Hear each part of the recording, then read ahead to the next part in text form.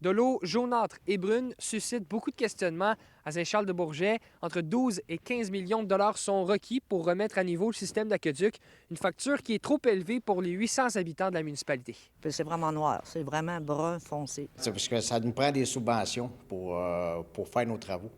Puis là, le gouvernement, ils n'ont pas l'argent en ce moment, fait que là, il faut attendre à ces subventions-là. Sur les réseaux sociaux, il y a plusieurs images qui ont été partagées. Il faut dire aussi que c'est le sujet qui est sur toutes les lèvres ici dans la petite municipalité.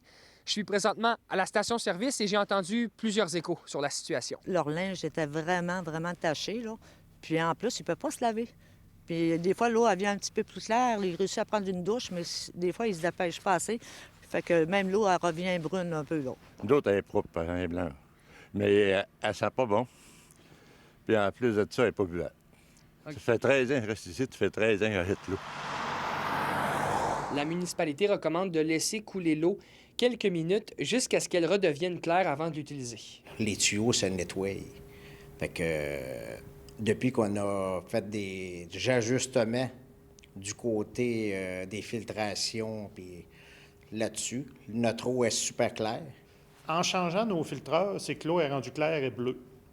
Puis là, ce que ça fait, c'est que le chlore, il reste dans l'eau, puis là, elle monte dans le réseau. Puis en montant dans le réseau, c'est elle, ce qu'elle cherche, c'est à nettoyer les tuyaux, parce que l'eau est claire, elle est capable de prendre de la substance. Puis comme les tuyaux sont sales, avec les années précédentes, c'est que ce chlore-là, il lave, puis là, cette eau-là, elle a tendance à se colorer facilement par rapport à être en train de laver ces tuyaux-là. Puis c'est sûr qu'il y a une partie du village, que nous autres, qui est sur des tuyaux de fonte, puis c'est un vieux système qu'on est en train de regarder pour changer. Mais en attendant, ce système-là, il n'a des pêtes de coller dedans, puis ça fait que ça décolle. Puis quand on dit que c'est pas tout Saint-Charles au complet qui est affecté, ou tout dépendant par secteur, ça dépend où est-ce que ça va décoller. Souvent, ça va être sur l'heure du souper, où il y a plus de pression d'eau, plus de débit, ça va faire décoller.